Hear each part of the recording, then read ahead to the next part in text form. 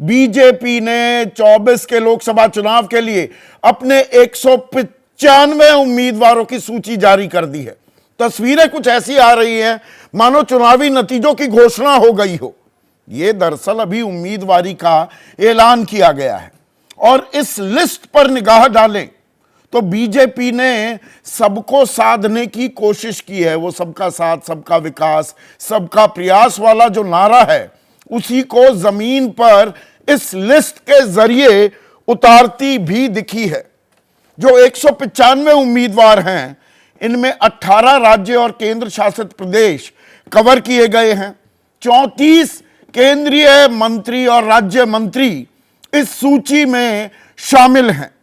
2 पूर्व मुख्यमंत्रियों के नाम हैं। 28 महिलाएं हैं। तो महिला सशक्तिकरण और महिला आरक्षण बिल को कानून बनाने वाली बीजेपी ने 28 महिलाएं भी उतारी हैं।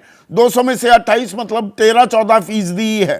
33% का जो लक्ष्य है अभी वो दूर की कौड़ी ही दिखाई देता है। लेकिन 47 युवा, और युवा से यहां पर मायने ये हैं जो 50 साल से कम उम्र के लोग हों, वरना भारतीय राजनीति में तो 60-65 साल को भी युवा ही माना जाता है। लेकिन 50 साल से कम उम्र 47 ऐसे उम्मीदवार उतारे हैं। तो क्या एक जनरेशनल शिफ्ट भी दिखाई दे रहा है बीजेपी में। 57 ओबीसी, लगभग 1/3, पूरे 1/3 नहीं बनते हैं, लगभग 1/3 पिछड़ी जाति से उम्मीदवार उतारे गए हैं। 27 अनुसूचित जाति और 18 अनुसूचित जनजाति। तो युवा, महिला, ये 4 जो जातियों की प्रधानमंत्री लगातार बात करते हैं उसमें युवा भी हैं, उसमें महिला भी हैं, उसमें पिछड़े भी हैं। तो उनको साधने की क्या कोशिश करती दिखाई दे रही है बीजेपी। प्रधानमंत्री मोदी बनारस से लड़ेंगे, वाराणसी से लड़ेंगे, गांधीनगर से अमित शाह होंगे, लखनऊ से होंगे राजनाथ सिंह। नितिन गडकरी के नाम का अभी ऐलान नहीं किया गया है क्योंकि महाराष्ट्र और बिहार, वहां से किसी भी उम्मीदवार का बीजेपी ने ऐलान नहीं किया है। उस पर मैं बाद में आता हूं। लेकिन राज्यों की बात करें, सिलसिलेवार तरीके से राज्यों की बात करें तो 51 उम्मीदवार उत्तर प्रदेश से घोषित कर दिए गए हैं। 80 सीटों के साथ यूपी सबसे ज्यादा लोकसभा में सांसद भेजता है। 20 उम्मीदवार पश्चिम बंगाल से उतार दिए गए हैं मैदान में। 18 सीटें जीती थी बीजेपी पिछली दफा, सरप्राइज किया था। 42 में से 18, उसी को बढ़ाने या बरकरार रखने की एक चुनौती बीजेपी के पास है। सामने मुंह बाए खड़ी है क्योंकि बीजेपी लगातार कह रही है अब की बार 400 पार, उसमें 370 खुद बीजेपी के। मध्य प्रदेश 29 सीटें हैं, 24 का ऐलान कर दिया गया है। 25 सीटें हैं राजस्थान में, वहां पर 15 नामों का ऐलान कर दिया गया है। ओम बिरला उसमें शामिल हैं, साथ ही साथ सीपी जोशी, गजेंद्र सिंह शेखावत, दुष्यंत, वसुंधरा राजे के बेटे, उनके नाम की घोषणा कर दी गई है। केरल, जहां खाता नहीं खोल पाई है, पुरजोर कोशिशों के बावजूद बीजेपी, आरएसएस का पुराना नेटवर्क है, वहां पर 20 में से 12 सीटों के उम्मीदवारों के नामों की घोषणा कर दी है। तेलंगाना 17 सीटें हैं, उनमें से 9 सीटों पर उम्मीदवार के नाम घोषित कर दिए हैं बीजेपी ने। यहां याद रखने वाली बात यह है कि 4 सीटें जीती थी बीजेपी पिछली दफा। एंड साउथ ऑफ विंध्यास यानी कि दक्षिण भारत की बात करें, वहां पर सीटें बढ़ाने की चुनौती साफ साफ बीजेपी के सामने है।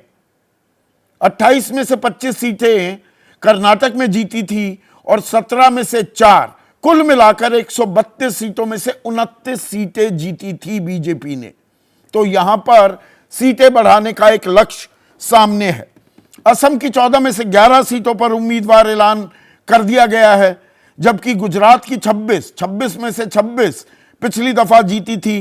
15 उम्मीदवार, उनके नामों की घोषणा हो गई है। 14 सीटें हैं झारखंड में, वहां पर 11 ही जीती थी पिछली दफा बीजेपी। एक आजसू उनके साथ घटक था। कुल मिलाकर 12। 11 के नामों की घोषणा कर दी है। दिल्ली सरप्राइज रहा, अच्छा खासा सरप्राइज। दिल्ली की 7 सीटें हैं, 7 में से 7 बीजेपी जीती थी। इस बार 5 उम्मीदवारों के नामों की घोषणा की है। मीनाक्षी लेखी का पत्ता कटा, बांसुरी स्वराज, सुषमा स्वराज की बेटी, अब वो नई दिल्ली से बीजेपी के टिकट पर चुनाव लड़ने वाली हैं। और पश्चिमी दिल्ली से, पहले दक्षिणी दिल्ली की भी बात कर लें, रमेश बिधूड़ी, उनको टिकट नहीं दिया गया है, रामवीर सिंह बिधूड़ी को उतारा गया है। जबकि पश्चिम दिल्ली की बात करें तो प्रवेश वर्मा, उनके एक मुखर सांसद साहिब सिंह वर्मा के बेटे, उनका पत्ता कट गया है। कमलजीत शेहरावत यहां से अब चुनावी मैदान में उतारी गई है। जबकि चांदनी चौक से डॉक्टर हर्षवर्धन, केंद्रीय मंत्री भी रहे, पुराने दिग्गज हैं, उनकी जगह दी गई है प्रवीण खंडेलवाल को। ये व्यापारियों की, कारोबारियों की बातें, उनकी परेशानियां पुरजोर तरीके से सालों से उठाते रहे हैं। तो क्या यहां भी एक शिफ्ट दिख रहा है? डॉक्टर हर्षवर्धन, अच्छी खासी इक्विटी है, गुडविल है लोगों के बीच, लेकिन अब चुनाव नहीं लड़ पाएंगे। और यहां पर मैं जोड़ता चलूं कि पूर्वी दिल्ली से गौतम गंभीर सांसद थे, उन्होंने तो अब चुनावी राजनीति से ही संन्यास ले लिया है। इसके अलावा जम्मू कश्मीर से 2 उम्मीदवारों का ऐलान, जिसमें डॉक्टर जितेंद्र सिंह शामिल हैं। उत्तराखंड, कुल मिलाकर 5 सीटें हैं, 3 उम्मीदवारों के नामों की घोषणा कर दी गई है। गोवा से 1, अंडमान से 1, दमन और दीव से 1। लेकिन इसमें 2 अहम राज्य गायब हैं। एक भी उम्मीदवार के नाम की घोषणा नहीं की गई है। अपनी पोस्चरिंग, सोशल इंजीनियरिंग वो तो करती दिखाई दे रही है बीजेपी, लेकिन हम कई महीनों से इंडिया को लेकर एक सवाल पूछ रहे हैं, भाई सीटों का बंटवारा नहीं हो पा रहा। तो यहां सीटों का ऐलान तो कर दिया, लेकिन बंटवारे की बानगी क्या अभी तक साफ नहीं हो पाई है। और उत्तर प्रदेश के बाद सबसे ज्यादा सीटें जिस राज्य से आती हैं लोकसभा में, वो है महाराष्ट्र।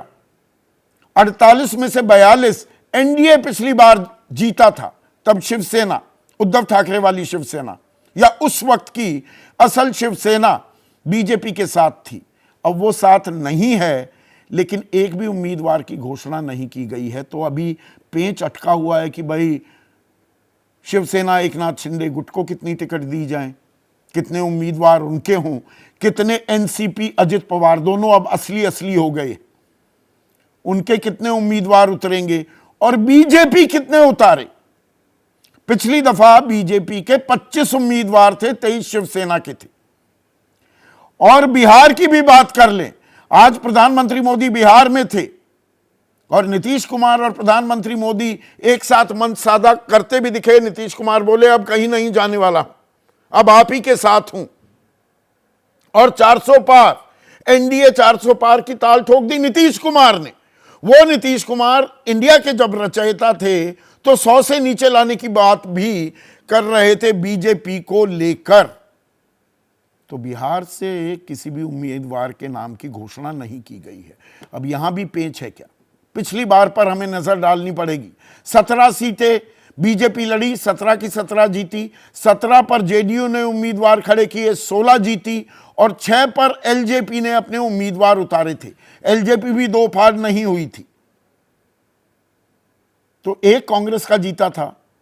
अब क्या अभी भी पेंच अटका है कि भाई 17-17 अगर बीजेपी और जेडीयू आपस में बांट लेंगे तो चिराग पासवान को कितनी दी जाए, उनके चाचा पशुपति पारस को कितनी दी जाए, उपेंद्र कुशवाहा भी अपनी उम्मीदें बांधे बैठे हैं, जीतन राम मांझी भी हैं, मुकेश सहनी भी हैं, ओम प्रकाश राजभर तक मांग रहे हैं उत्तर प्रदेश के नेता, लेकिन बिहार में वो सीट मांगते घूम रहे हैं। तो यहां अभी पेंच अटका है क्या? ऐसे में आज का सीधा सवाल जिस पर हम चर्चा करने वाले हैं, और सीधा सवाल क्या है? बीजेपी की 195 की लिस्ट, 24 की कहानी में कितना ट्विस्ट, कहानी बदली है क्या? और सोशल इंजीनियरिंग की झांकी, बिहार महाराष्ट्र का पेंच बाकी, जैसे ही घड़ी का काटा दोपहर 2:30 पे आए, बबीता जी का दिल सास बहू साजिश के लिए मचल जाए। और ये है इनकी बहू, पूरे दिन ऑफिस की टेंशन हो जाए गॉन जब ये करें अपना फेवरेट शो फ्री टाइम पे ऑन। इनकी तरह आप भी देखिए अपना फेवरेट शो अपने टाइम पर और डाउनलोड कीजिए एबीपी लाइव ऐप अपने स्मार्ट टीवी पर।